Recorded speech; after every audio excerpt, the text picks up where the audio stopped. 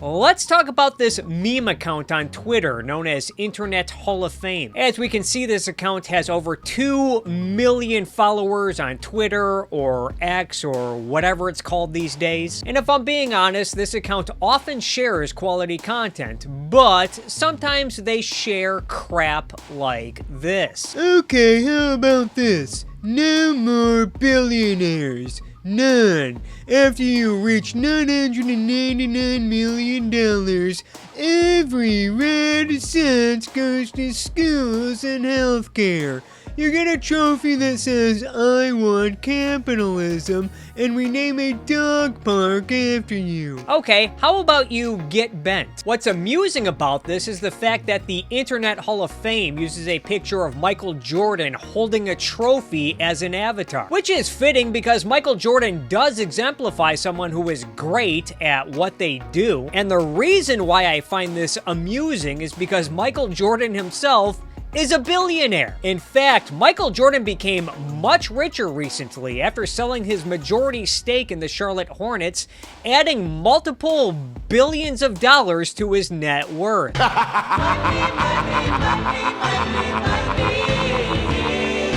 And anyone who knows Michael Jordan knows that he has had to work hard to earn every dollar that he has, constantly working on his game and improving his skills as a basketball player, while also being savvy in the business world. And look, Michael Jordan's career has been well documented over the last 30 to 40 years. There's no shortage of media like documentaries, including ESPN's The Last Dance, which premiered in 2020, along with multiple books and talking head shows, and countless magazine articles and other forms of media that have covered Michael Jordan's career. So excuse me if I don't show my work as much as I usually do, or if I gloss over some of the details. A lot of this stuff is already out there for free or at a relatively low cost if you're interested. Michael Jordan was selected 3rd overall in the 1984 NBA draft by the Chicago Bulls, an organization that did not win much of anything before Michael Jordan arrived and has not won much since his second retirement. Additionally, the National Basketball Association was not nearly as popular in 1984 as it is today. Michael Jordan's success with the Chicago Bulls was no easy feat, considering that Jordan had to go through tough opponents like the Bad Boy Pistons and the Showtime Lakers and various other loaded teams and superstars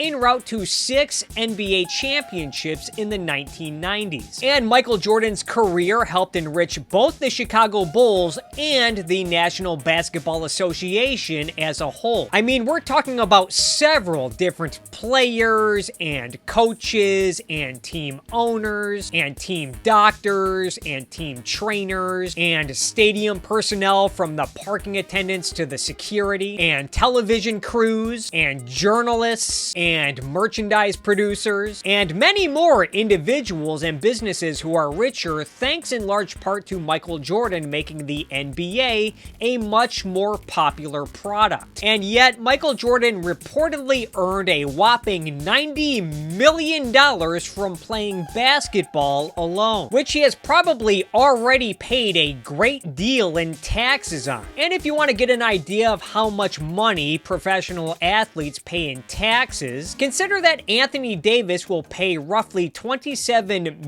million between state and federal taxes on his new salary.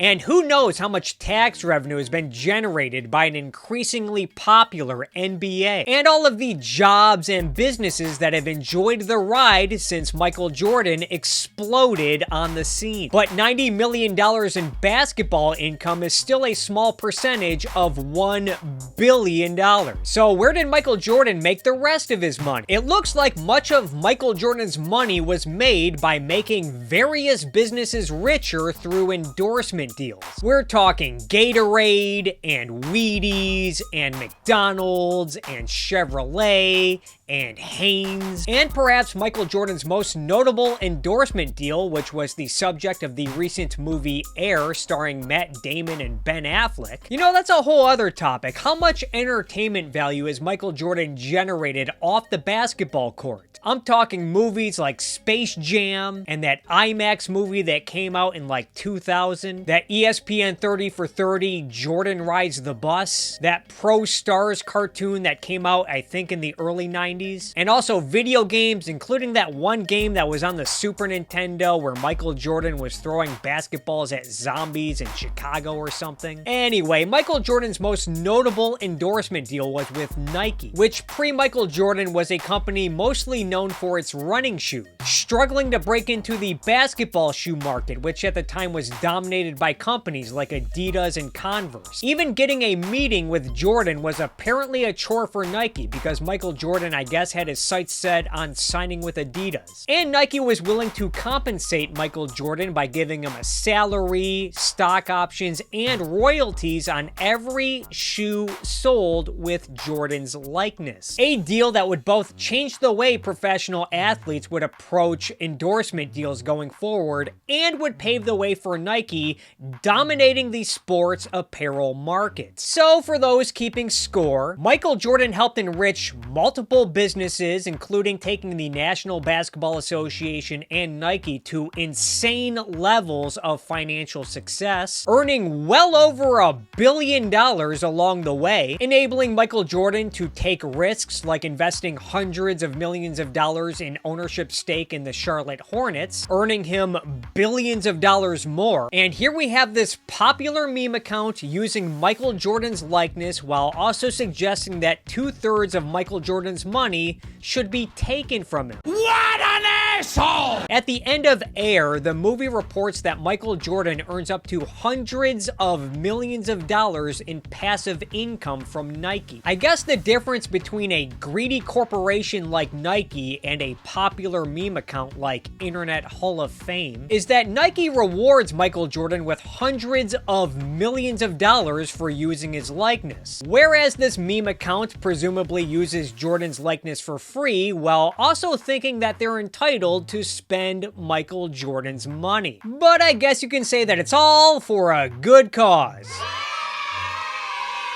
We're just gonna steal billions of dollars from this beloved, accomplished athlete so that we can invest it in wonderful causes like education and healthcare because, once again, generosity sure is easy when you're spending money that is not yours, right guys? And then there's the fact that US taxpayers already spend ungodly amounts of money on education and healthcare. According to this analysis on usafacts.org, taxpayers in the United States spent roughly $1.3 trillion on public education in 2020, which amounts to just under $16,000 per student per year, a rate that has more than doubled since the 1970s. Yet, despite these massive spending increases on public education, you would think that we would see similar trends in areas like reading and math proficiency. And it looks like these trends peaked around 2013 and have since declined. This is especially true in cities like Chicago, where Michael Jordan spent much of his basketball career, whose public school district spends just shy of $25,000 per student per year on public education. So roughly $9,000 more than the national rate. Yet Chicago public schools sees abysmally low rates in reading and math proficiency according to multiple reports, with many schools reporting that 0 students are proficient in reading or math. And these trends are not too different than Washington, D.C., another big city where Michael Jordan played professional basketball. And then there's the issue of healthcare spending, which taxpayers in the United States spent over $2 trillion on in 2022, accounting for roughly half of total U.S. healthcare expenditures. So taking $2 to $2.5